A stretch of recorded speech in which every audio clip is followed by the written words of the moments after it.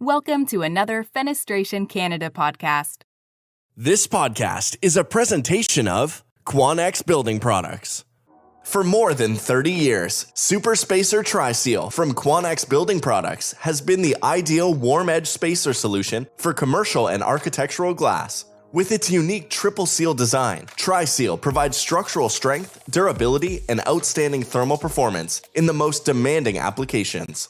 Learn more at quanex.com.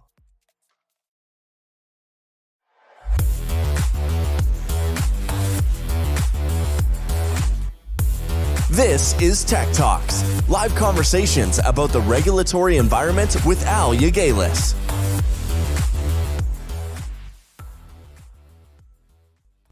So hi everyone, here's Stéphane Labelle, your Executive Director with Fenestration Canada. As always, I'm joined with Al Yagalis, your Technical Director. So this is episode 6 of Tech Talks, once again brought to you by Quanex Building Products, so proud sponsors. We've had a lot of input, a lot of emails from you guys, so that's really good to know.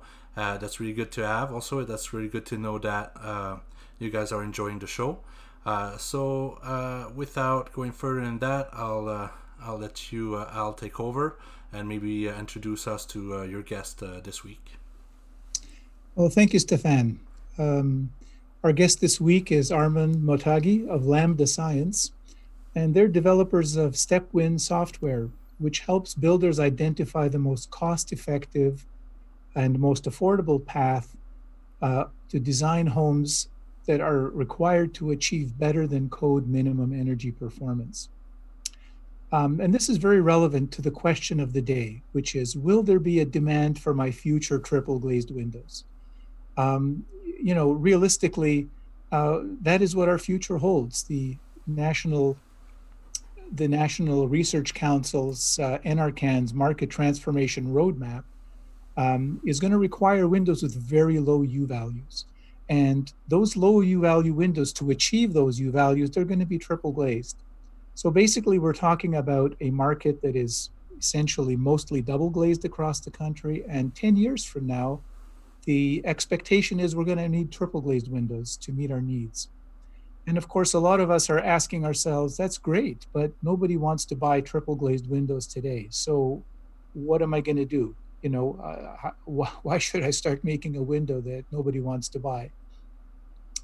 And I think Arman, as a guest here, can help us to appreciate how this looks from the builder's perspective, because he's working with jurisdictions out in British Columbia where they have put in place a step code.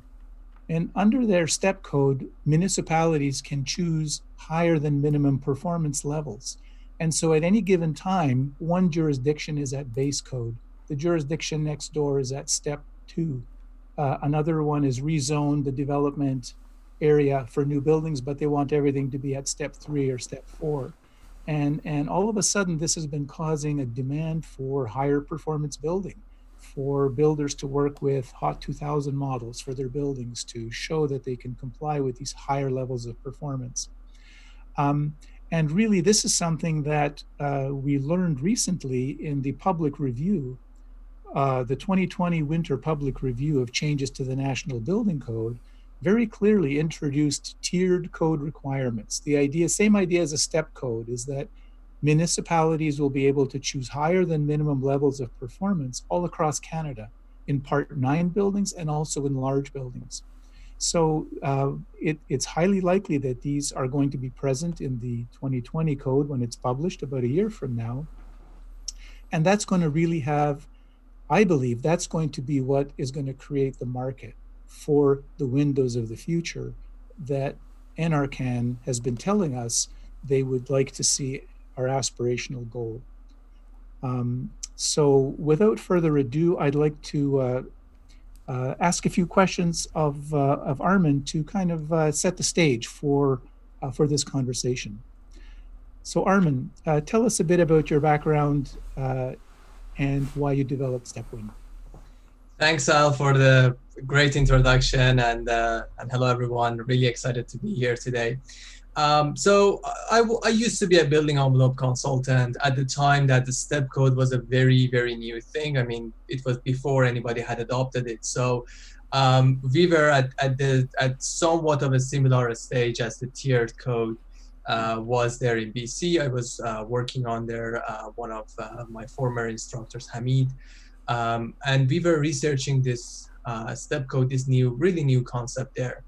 And whenever we were talking with a builder, we would say, okay, this new step code thing is coming in, and their questions were around, okay, how much is it going to cost me? Like, what systems do I need to use in order to comply with it? And the answer wasn't really clear. And we were telling them that this is not the right question to ask, but it was the right question to ask.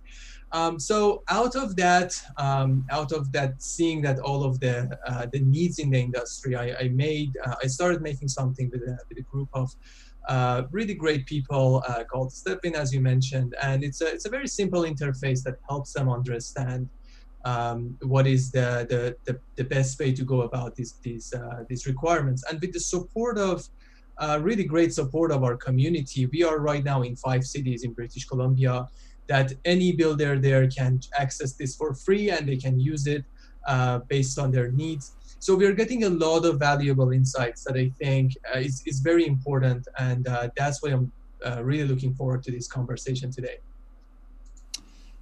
So I understand you'll be meeting with some builders from the Canadian Home Builders Association, I believe in the central interior of British Columbia. Can you tell us a bit about that? Absolutely. So we are having one webinar there later in the month.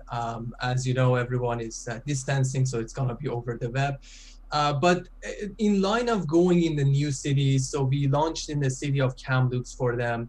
And the builder community is really interested to learn how much of an opportunity, more than anything, is this new performance-based construction for their future builds.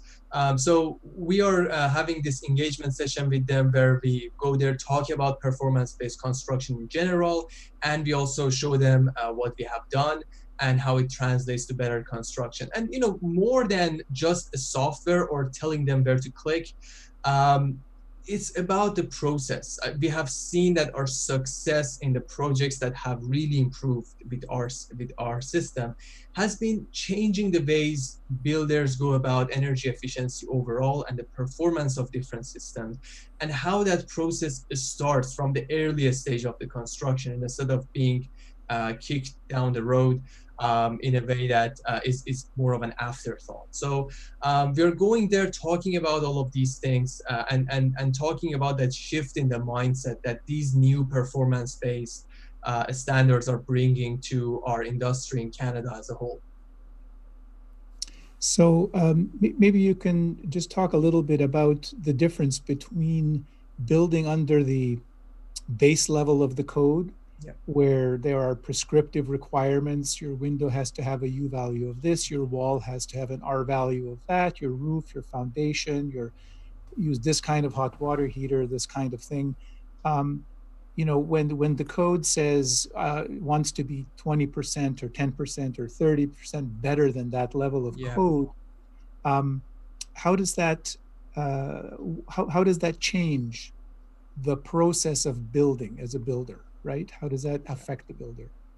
Yeah, excellent. So as you know, the way things have been classically in the construction industry has been through prescriptive requirements.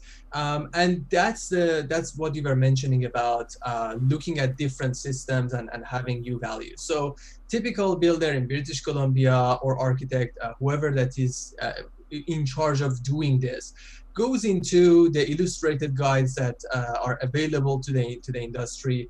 They find this page, they look at this image for their climate zone, and in this illustrated guide, they specifically say, and this is coming from the code, they specifically say what sort of a U value your windows must comply with, so that you comply with the overall energy efficiency laws that are in place. Now, The problem with this system, and the reason this system is changing, is that these heat transfers are not a static thing. In reality, if you have a wall that is very good and a window that is not so very great, what you will get is that all of this heat, all of the heat that you have in the home is gonna start escaping from the windows, which is not news to us, but it's not being assessed by that prescriptive one-by-one system that the builders are used to. So if you and it's even worse if you have a bigger window, no matter like the amount of work you do in your walls, they may not be able to really perform as an overall system very well. So the shift in the mindset that we were just talking about really comes from looking at the building from an individual parts and putting that aside and think about the building as a whole system. And this really translates into what window manufacturers, as the prime example here, will need to consider when we are talking about a project. Because previously the builder would go for each part of their building, they would go to the persons who were supplying or doing the contract work, and they would try to minimize their costing on the individual component basis. But what we will see with the performance-based system is that is not going to work anymore, because all of these systems are now going to be interconnected with each other. So based on the performance-based system, we think of the building instead of like these individual components as a whole, where all of the insulation needs to be integral and it needs to keep the heat in. So think the example I would like to give you about it is think about the energy being the water and the envelope of our home being a bucket. So if we want to keep this water in as much as possible, and if we have a leak inside this bucket, all of this water is going to go out of there. So it doesn't really make sense that we make thicker bucket walls. It makes sense to plug those holes, and that is really the revolution that is coming in, and these performance-based systems are going to make a difference on that. So I guess what you're saying is that today the builder says, the code says my window needs to be USI 1.6. Yeah. So I'm competing with everybody else. All of our standard products comply with code. Yeah. And so there's no difference between me and my competitor except price. And under a performance-based code, especially when you're getting into performance modeling, where you do a HOT 2000 model for the whole house, you start to realize that the windows actually, how shall I put it? When you're evaluating the performance of the entire house, maybe the cheapest window is not your best bet, is it? That is very true. So let's actually think about an example that is somewhat what we see very common. So you talk to a builder and you tell them, okay, now it's the time for these new upgraded construction laws and regulations. So pick up your design that you already have and make it more energy efficient. The first path they might go based on their comfort, their intuition, and their experience is that they may say, hey, I know I've learned in the school that the heat goes up. So how about I go and I really insulate my roof, make sure that the heat doesn't escape from there.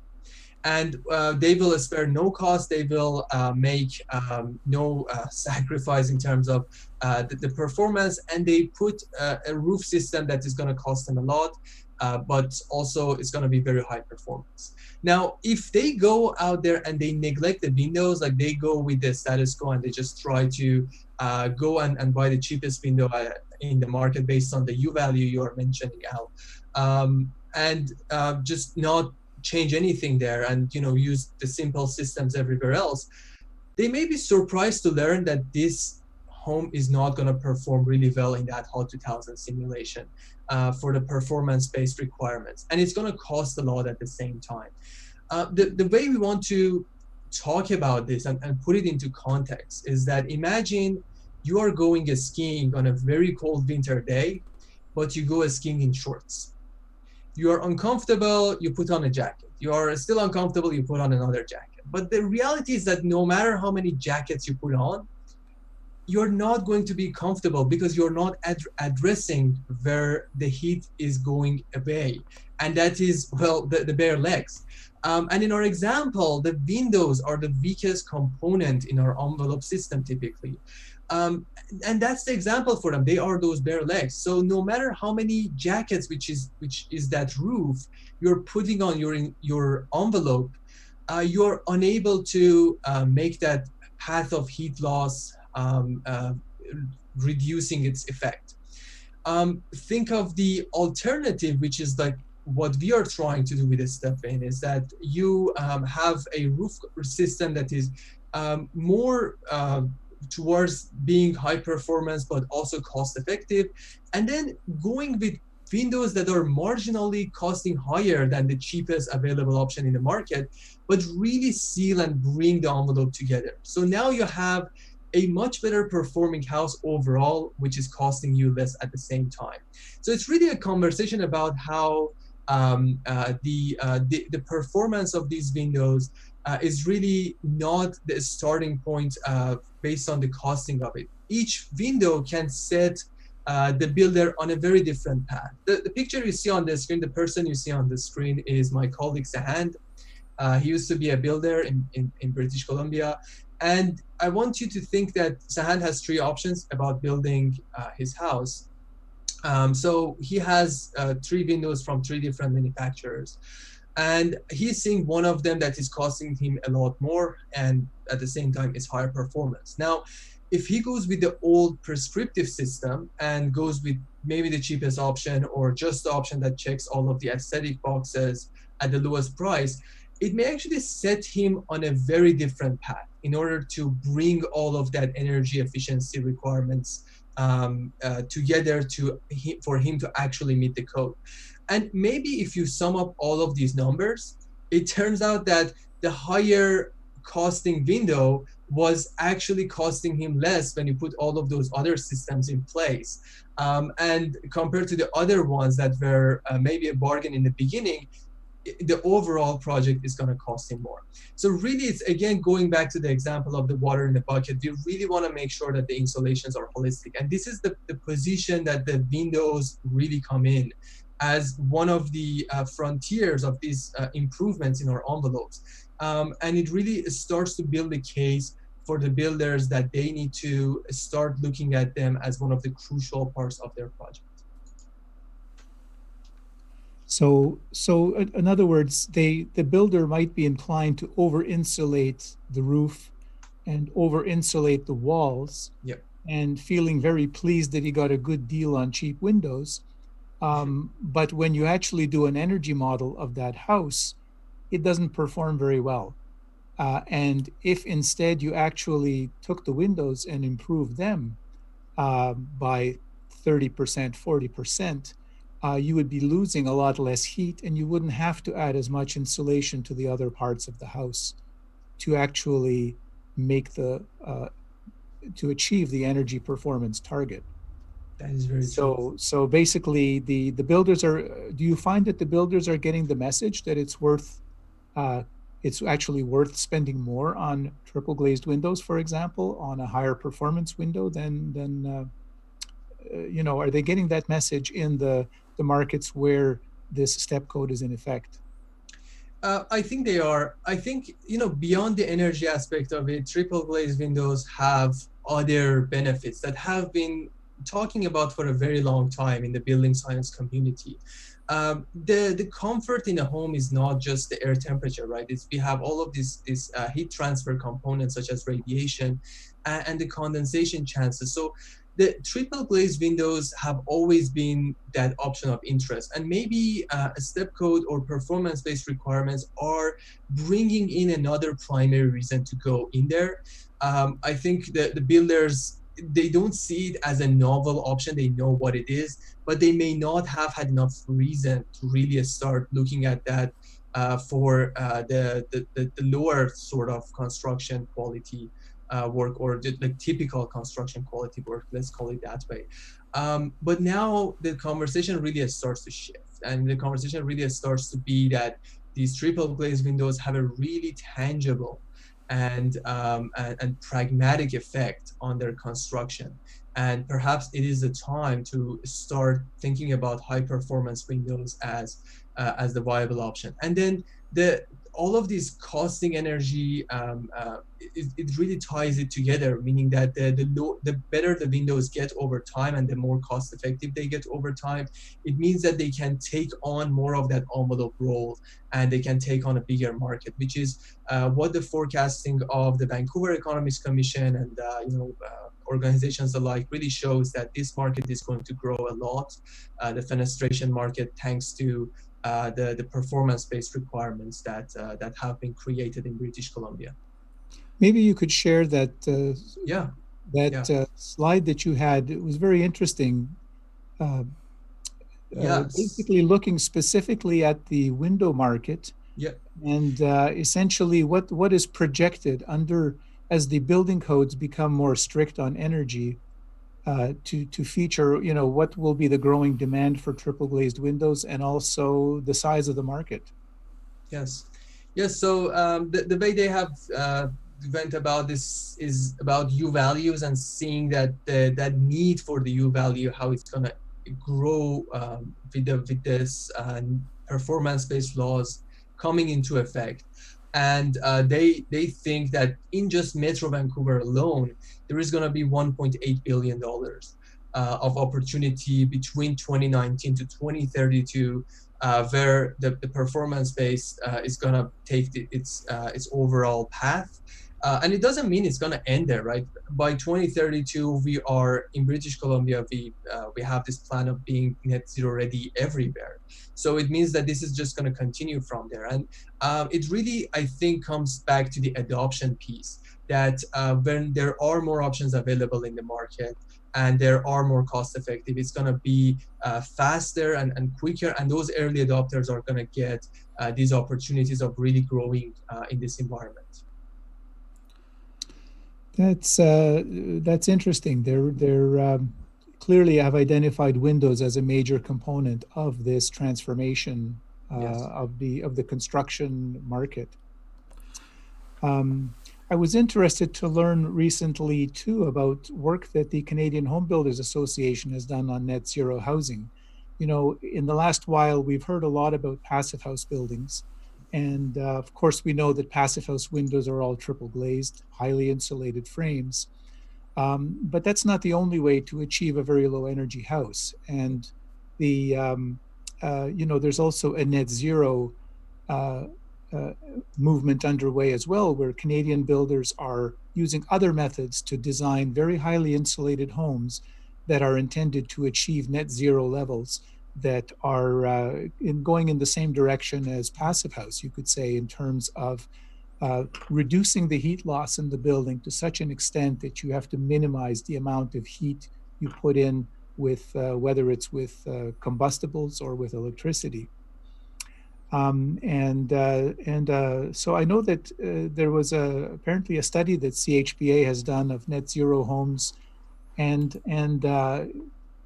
in this particular study, most of the builders used triple glazed windows, and most of them regarded the choice of window as one of the highest priorities in actually resulting in a cost-effective, buildable net zero home. So I think it's encouraging to see that this awareness is growing, in the builder community, and of course we know that the intended aim of the building code proposals that were discussed in the winter 2020 public review was all about getting our building codes to that net zero level. The intent is that all buildings by 2030, 2032, somewhere in that area, are going to be at that net zero level, where they're so highly insulated that we minimize the amount of heat we add to them. So I see that, here in British Columbia, they're focusing on energy models for every building. And of course, that's where StepWin comes in to kind of facilitate that. But in the National Building Code, they will have a performance path, but they will also have a prescriptive path where essentially the code will give builders points for things that actually improve their energy performance. And so the first tier up from base code is going to require a builder to choose options that total 10 points. And it was very interesting to see that of all the different things in the list that were proposed to give you points, one of the highest scoring point counts you could get was for windows. That if you had windows with U values going down towards around 1.2 range, you could acquire anywhere from 6 to 7 points out of the 10 points you need just by upgrading the windows.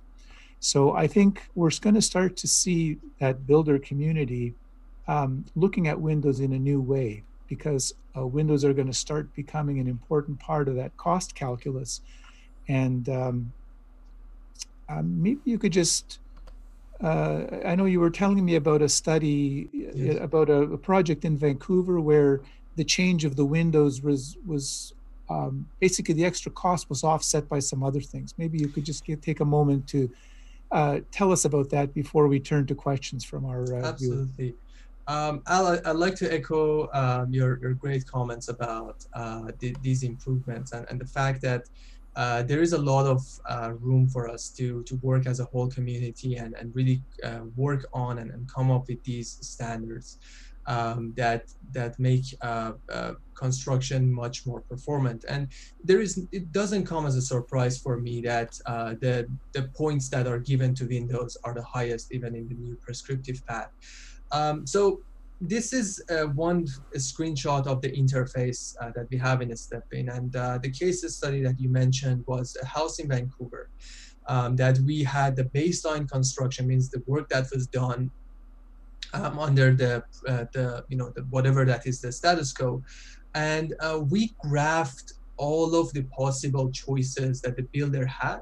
So let's say they had 3 different window options, 4 different wall options. So multiplication of all of those, and the dots you see on the screen, each of them is one of those designs. And so energy demand, which is basically the amount of energy usage that is in the house, was our vertical axis. And you wanted to have the lowest energy demand possible for the house, meaning that you wanted to use less energy, basically. And then energy-related costs, meaning the construction costs of the house, was on the horizontal axis. So you want to have the lowest construction cost as well. We want the best bang for the buck, right? We want the best energy performance for the least construction costs. And we graphed every single one of these designs we put it as a point on this graph. And what you see, you may see a pale red dot on the screen, which is the baseline. That was what the builder has done. And if you look at it with the comparison of other designs, it really shows that it didn't do well for costing, and it also didn't do well for energy efficiency. So we were looking at what are the possible scenarios for improving this design, either without impacting the builder's budget or even saving them energy. And going over this graph, and it's as simple as just picking up a Sharpie and providing paths for the builder. So one of the paths we provided for the builder was going the costing route, so saying that you can achieve somewhat better energy performance level at a lower costing, or the compatibility route, which was you keep your budget but you improve your energy efficiency, so you go down in this graph. And what we saw really over there was that StepWin, it used removing the heat pump, so swapping the heat pump and also some insulations from other places, and bringing enough savings in to upgrade the design to triple-glazed. That was basically the foundation for costing and compatibility route in general, which was quite interesting for us. The solution is AI powered, so we see what it does with Windows, and it really is one of the first things that we typically expect to see is that it goes towards saving from other places and really putting that investment into the windows. And in general, that was the way that we saw in that particular case study, and I think in general trend among the work we have been doing, that the windows can be a very primary part of this solution. Now, interestingly, when we talk about the heat pump window trade-off, or swap, it's surprising because heat pumps get a lot more. Maybe they get a lot more press and attention, but something as fundamental as windows makes sure that we don't need enough energy in the first place to turn on that heat pump. So that envelope first approach that these performance-based systems or these tiered systems are bringing in, I think is extremely valuable for having that envelope as a primary spot of what the builders are going to pay attention to in the future. So basically, in this case, what the builder originally intended to do was using good components like heat pumps and other things like that and insulation, but the study showed that actually if they had upgraded their windows, they wouldn't have needed the heat pump in this case, saving substantially money and actually getting better performance. Yes.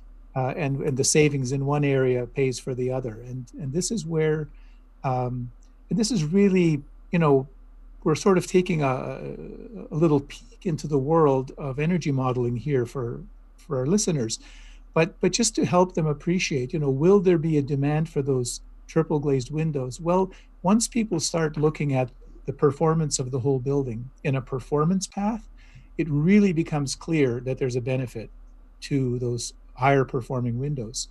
And they're often going to be the most cost-effective way to help you get where you want to go.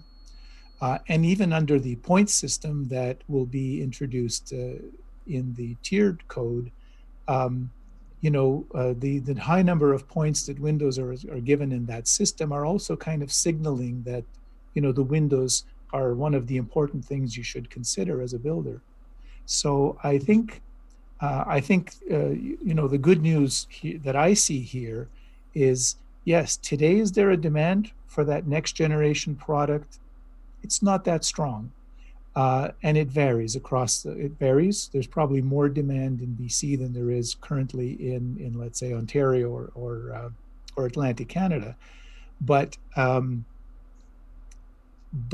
as the new codes get rolled out, and as the intent of these codes is to progressively make the requirements more stringent towards NetZero, windows are going to be an integral part of that. And I think there is going to be a market coming from the construction community for those products.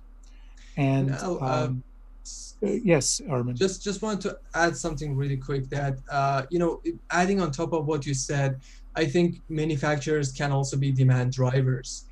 They can drive this new demand by providing new options in the market that, for example, companies like us, we can put these new options or new costing price points inside our system, and that means they're going to be suggested more and they're going to go in more places. So there is definitely two sides to this, that we need that demand for good products and the supply for those good products. I'm really hoping to I'm really looking forward actually to see what in the near future our manufacturers are going to come up with as their flagship products. Yes, and that's an interesting point. I guess you haven't mentioned this yet, but StepWin doesn't just do energy modeling; it also has costing built into it, right? Yes. So maybe tell us about how the cost information that is built into StepWin and where you get that from. Yeah, so there are generally two energy efficiency drivers in any building as a whole, like beyond the air tightness, which we consider it to be in the building envelope. So there is the building envelope, which is the shell of the building. Then there is the mechanical system, which is the heating, cooling, and whatnot. And you put all of these options together, you realize that integral part of the the performance, really the first 20% of the decisions, the major decisions really bring the builders 80% of the way. And to really focus on that 20% of first decisions, we really felt that it's overwhelming for the builders to really go over all of the possible options of all of the available products in the market, all of the windows, roofs, heat recovery systems, mechanical systems. It becomes pretty overwhelming. So the StepWin interface has been made to really handle that. So when you have different options for your walls, have different options for your roofs, you put all of them in at the same time. So you check all of these boxes for all of your walls and for all of your windows. What the StepWin does is that it goes through all of the valid combinations of the design options that you have, and it finds the most cost-effective ones for the energy efficiency level that you're looking for.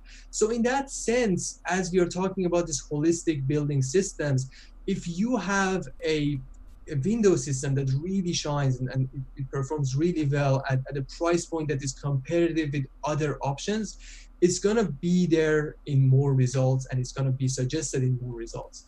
So that's why I think what we do and what other people really do is going to be really facilitated by the new technologies and the new products that come into the market. And that will mean that builders have less worry on other places when they really can address them well in the window. And it, I think, really ties the conversation we have had so far together on that note. So, so basically, I just for the sake of our listeners, I've sat in on 2 webinars that StepWin has put on. And what is interesting is that, today, if you want to design an energy efficient building, you sit down, somebody comes up with a design, and then where do we start? Well, you need a HOT 2000 model. Okay, that's great. But at first you don't know what windows should I start with? What wall should I start with? What roof should I start with? HOT 2000 will analyze what you give it to analyze, but you don't know if you have a cost-effective design or not. And if you're working with an energy advisor, you put in a bunch of specs that you think are going to work. You look at what you get and you say, oh man, that's going to be expensive. Well, what should we do to change it? Well, let's try this, let's try that. Well, if you're going to have the energy advisor doing multiple runs and charging you for that, it's very inefficient. And what your webinar presented, Arman, was that what StepWin does is it runs multiple thousands of combinations.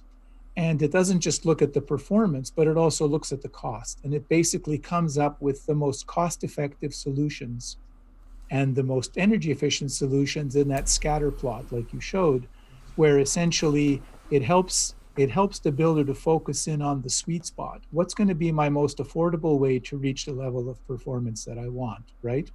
Yes, and the other piece is that we can export the design you choose as a HOT 2000 file. So now you have that powered design.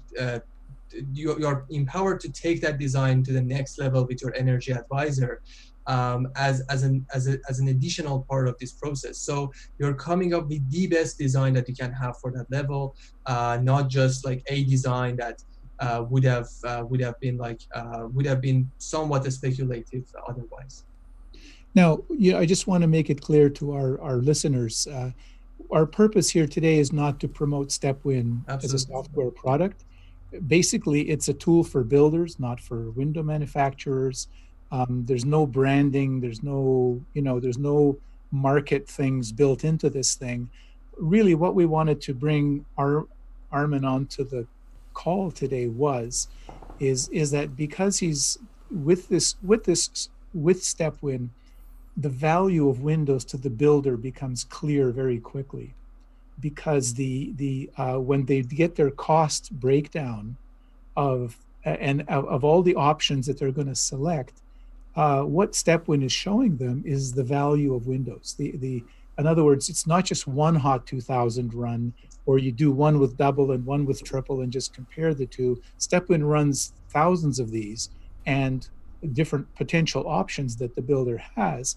and basically it supports, the outputs are supporting the fact that high performance windows actually really have a meaningful impact on the builder's ability to build a cost-effective high performance building. And really, I think that's the takeaway, isn't it, from your Yes. participation today? Yes, from what we have seen, that's I think that's very true, and it's very valuable to have new technologies and better high performance windows coming into the market, and all of the indicators, including what we see in Europe, including what is forecasted in Canadian market, is pointing in that direction, and we appear to be one of those data points that validate all of these forecasts and also the experience we have seen outside of Canada as well. Well, thank you very much for that, Arman. And now I think let's turn to the questions from our participants. Yes, we have a couple of questions and comments actually, so we'll try to go through those now. So first of all, Frank is asking, does your program, and I guess this one's for Arman, so does your program services play a significant role for mid-rise and high-rise condo developments? The answer is no. We only target small residential constructions. And the reason for that is that a small residential construction is a construction that is very, very frequently built and used in Canada. But in the meantime, the amount of budget that the projects have are very limited to do a comprehensive energy analysis. So in the meantime, the single families and small multi-units are the main drivers of energy consumption in some of our communities. And we really saw a gap that we call this left column, which is working with the smaller constructions that are really in need of getting that proper building science advice of how to improve their construction. Okay. And if I could just add to that is, as this graph shows, high-rise buildings have architects, engineers, enclosure consultants who are actively working to design that building to meet the energy performance requirements of the code. So you have a high level of professional input in determining what is the most cost-effective design. On the left-hand side, you see the single-family home. You don't have architects, engineers, you don't have professional consultants figuring out what's the most energy-efficient way to build this home. So basically, StepWin is aimed at those small buildings where you don't have a professional design team, but this is StepWin was designed to help fill the need, to help builders find the cost-effective solutions, the most efficient way to build these high-performance homes. But that's a good question because it does highlight the fact that for large buildings, we already have a kind of a defined path for tackling that problem. There has been a real lack of resources in the small building market, but that's changing now. So. Yeah, and it also, I think our observation really shows that market, that a small market, the readiness of that market for these new solutions now. So we have another question here. Let's pull it up. So Terry's asking, having multiple paths to high-performance products is problematic for the industry in Canada. NetZero or Passive House have different paths and procedures to reach similar results. If I'm considering developing new high-performance systems, what path do I take? Is it both, and why? That's a very good question, Terry. I think my own personal opinion, the best way to look at this is to say, if I'm a manufacturer and I'm seeing an opportunity here, let's say that I have enough capital to introduce a couple of new product lines over the next few years, and I'm looking at what do I aim for? What's going to give me the most bang for the buck? for sure, I think what the codes are telling us is that it looks like there's going to be a market for low U value windows. So, so definitely designing Canadian windows for Canadian homes, I think is the place to start. For example, if you look at most passive house windows, they're tilt and turn windows from Europe. They're products that are very interesting, but they're not what their typical Canadian consumer is looking for. We're looking for sliding windows, for sliding doors. We're accustomed to casement windows, awning windows. So I think developing Canadian style products with really low U values is the first thing to consider. Now, as you work on that design, do you see a growing interest in passive house in your market area? For example, in British Columbia, the passive house brand, the passive house interest is quite strong.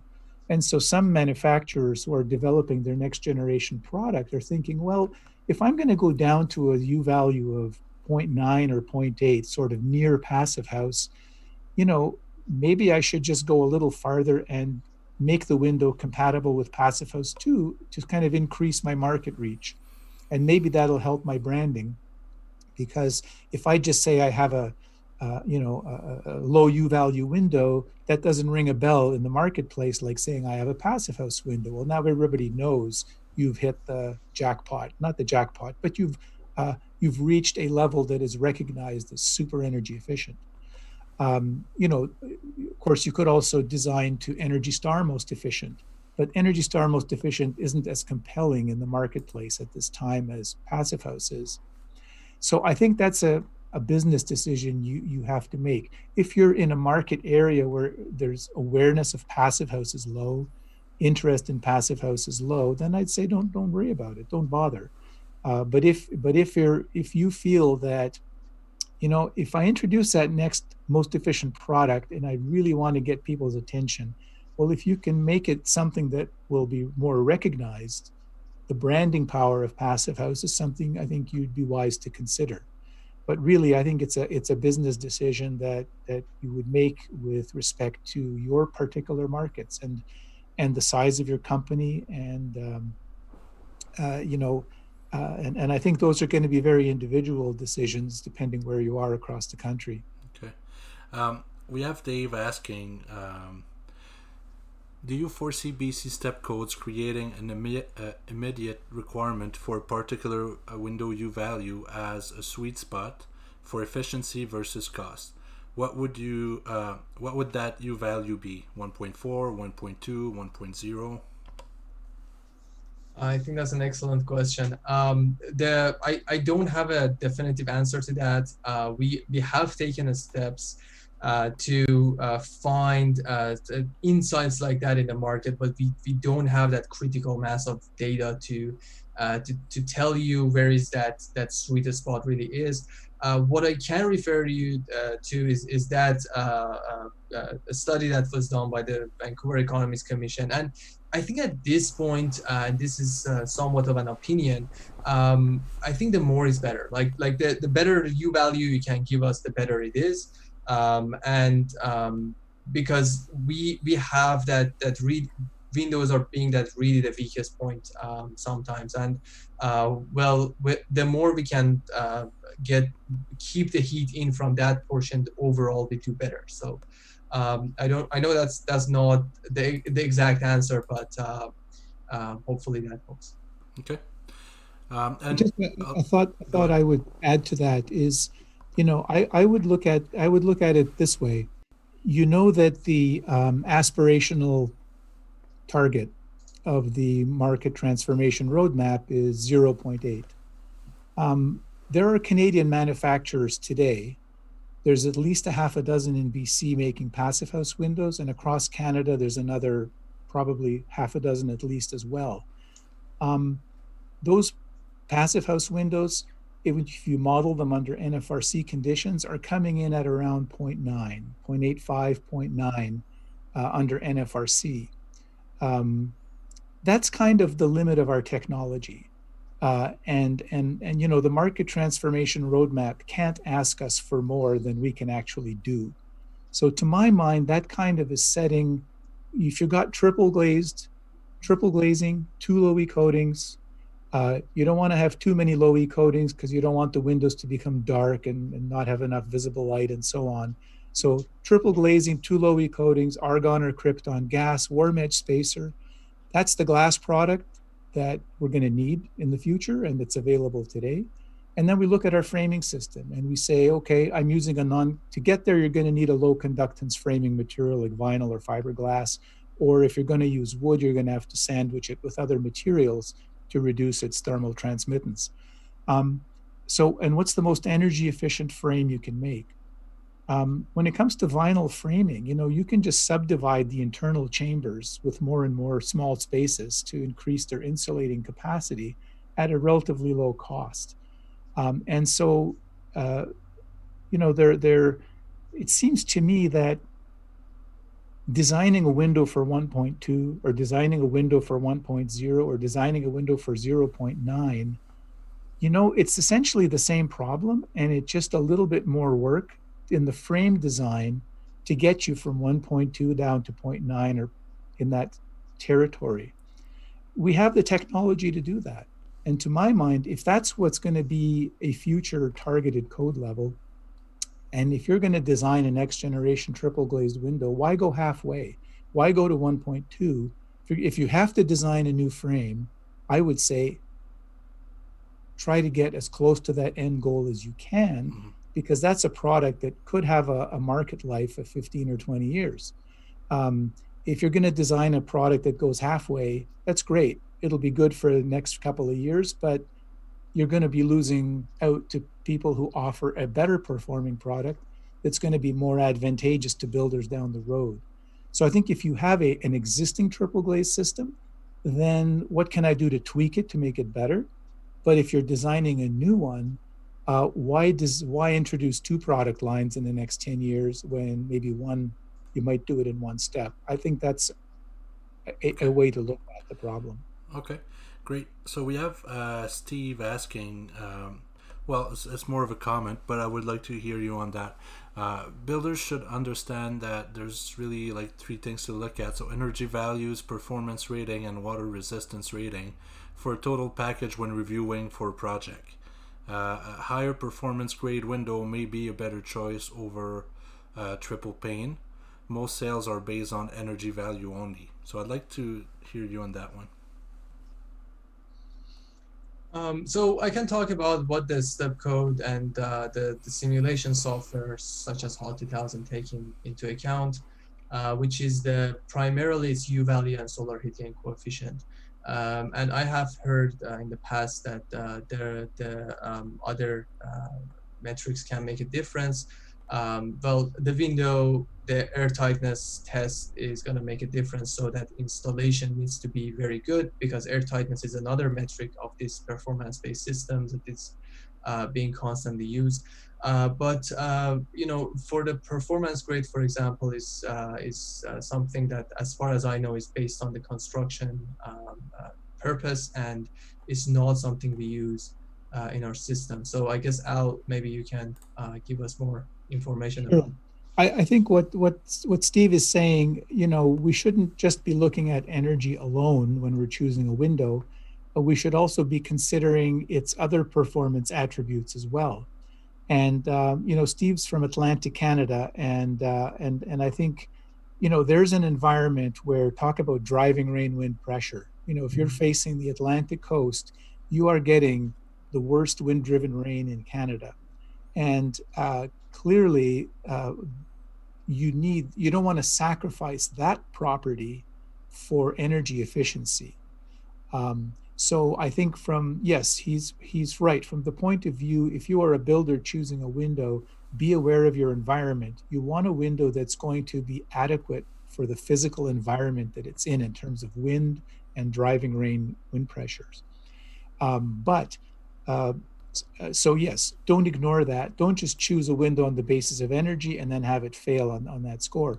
But if you're developing a new window product line as a manufacturer, then of course, yes, design for energy, but don't neglect your other performance. Of course, you want to design for the wind load resistance and the water penetration resistance that you're going to need in your market area.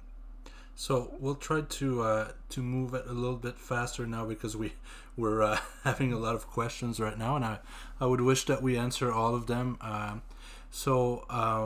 We have Gabriele saying 1.1. That's what I think should be the minimum. You can achieve that with European double glazed right now. Need to change the manufacturing first. So that's more of a comment. Maybe Al, if you want to comment. I think it's more of a comment, and it's a valid point of view. I think what she's saying is, if you have a really highly insulated frame, you can get to 1.1 with double glazing, and she's making a good point there. Okay, so yeah, if you're going to design your next generation window, make sure it can accept both double and triple glazing, because yes, you can sell it as a double glazed window at maybe 1.2 or 1.1. And then when somebody wants a lower value, you put a larger insulating unit in it with a different glazing bead. And now maybe you're down to 0.9 and 0.8. Okay. So this is a good point that as you design that next generation product, you can target different U values and different price points by changing out the glazing package in it. Good point. So we had, from the same person, we had 2 more comments or quick questions. So I'll jump to those, and we'll keep going with the other questions after. So basically, the message is, I feel we've not answered yet the main question of will there be a demand for my triple glazed windows. So I thought I would give you the opportunity to give us a statement about that right now. Okay, well, because the Pan-Canadian framework has said, all buildings in Canada in 2030 have to be built to be net zero. And to support that, they've also put out an aspirational roadmap for windows. They're following up on that by actually implementing building codes that are going to push construction in that direction. So I would say we have not seen those building codes yet, except in British Columbia. Okay. But in British Columbia, the STEP code is driving innovation in window design and increasing the market demand for triple glazed windows. That is happening. Now, for the rest of Canada, you're going to see this in the next edition of the 2020 code. So for those of us that have been part of the public review process, we saw the proposals they put forward. And they're essentially doing a very similar approach to the BC STEP code. So what is coming to the rest of Canada is a building code that is going to have optional levels of higher performance that municipalities can trigger on their own. And there are going to be predefined pathways to get there. So there won't be any mystery. You're going to know what levels they're expecting to reach. And those building codes are going to create the demand, or some of the demand, for these triple glazed windows. Okay. There might still be a need for NRCAN and the government to provide other supports to the industry to help it make that transition. So, building codes are one signal that there will be demand. The question is, will that be enough to create the demand to transform the whole industry? Or will there still be a need for some government participation with whether it's tax rebates or incentives for homeowners to upgrade to higher performing windows? There might be a need for additional government supports to stimulate the demand to allow manufacturers to be able to afford to invest in rolling out these new products. Okay. But the coming building codes are indicating that that will be one of the demand drivers. Good. So I guess that a real quick answer would be yes. You would expect the demand to be there, right? Yes. Okay. So and last quick question, maybe this one for Arman from the same person here. StepWin Energy Efficient Building Design, the webinar, is it only available to the CHBA CI members only? No, we have every month we have a webinar for the public. That particular one is in addition to the one we have. Okay. So if you go to our website and sign up for the newsletter, we will have a webinar for the 15th of this month, which is going to be open to everyone, and we will send you the join link for the recording if you miss it. Okay, great. So we'll move forward with a couple more questions. I apologize for those who have to leave the webinar today, the show, but just know that it's going to be online within an hour on YouTube, so you can catch the end of the show for those who can't stay. Yeah. And I pull up the website just on the screen. Oh, so yeah. Okay. So here you go. So for those who want to contact you, so we can continue with. I think we have like 4 more questions at this point, and maybe we can push it for a small 10 minutes if you guys are okay with that. Okay. So let's start. We have Don saying, wouldn't it be to the advantage of NRCAN members to promote the use of high efficiency windows, including superior installations, to industry players such as CHBA as a first choice over investing in other costly and possibly higher maintenance mechanical systems? This is a great point from Don, because this is where I think what we're starting to see in BC, what Arman is seeing with the builders that he's worked with, is that the code is providing a certain amount of pull now that they're seeing. Builders are seeing that windows are important. But I think actually one of the reasons we wanted to have this conversation on Tech Talks is to make Canadian window manufacturers aware that there is significant value in these higher performance windows to builders when they have to perform to the higher code levels that are coming. And I think we need to think creatively about how we can promote the value of windows as part of that strategy for builders, that the benefit that they will have in that. And I think there's a lot of opportunity here. We've been marketing on the basis of features. We've been marketing on the basis of colors, or if we're serving the builder market, we've been competing on the basis of price. But it's been hard to demonstrate the value of a higher performing window. Higher thermal performance has not been seen as a high value to the customer. To the homeowner, you're going to save on your energy bill. Well, at this point, how much are you going to save on your energy bill? Is it going to be cost effective? But to the builders that have to achieve more aggressive thermal insulation values in the whole home, the windows are going to become an increasingly important part of that strategy. And that's going to be an area where now we can distinguish ourselves from our competitors, where we can add value, where we can offer products that compete on measurable benefits when the in the next couple of years, as builders become aware of the important role that windows can play. So I think it's a real opportunity to start thinking about, let's understand that market. Let's understand what's happening and changing in the code. Let's understand how that's affecting builders, and let's understand how that can actually be the market pull for the innovations that NRCAN and the government would want us to make. Yeah, one small point about one part of the question that was interesting was highlighting installation. And maybe that's another piece that, in airtightness around the windows are one of the toughest details, that you have these permeable membranes and impermeable membranes all coming together. And for us, it has been such a coordination in the building envelope work to make that happen and have the window installation coming in at the exact right time and with the exact right system to be installed.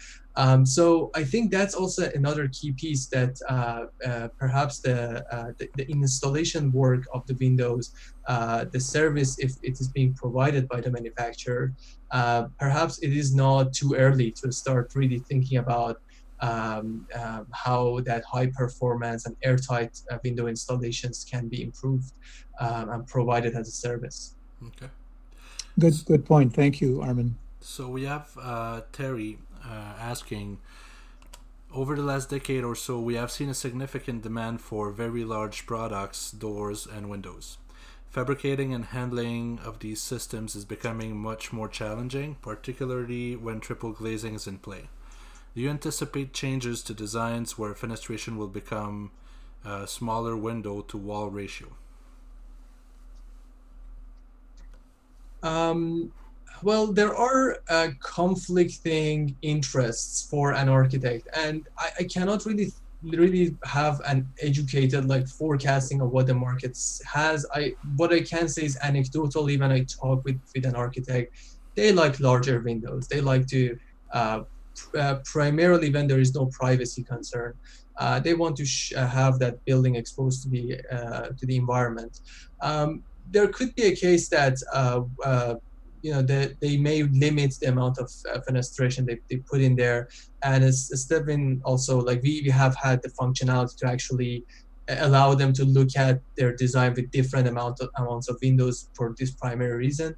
But what I can say is that anecdotally, at least, what I see that architects want larger windows. So if it can be provided to them, it seems like they will go in that direction. Okay. I think the trend will be as we start doing whole building energy modeling in the higher steps of the tiered code. Initially, the baby steps of the tiered code is going to be point system prescriptive. But at the higher steps, you're going to need a building energy model, a HOT 2000 model for the home.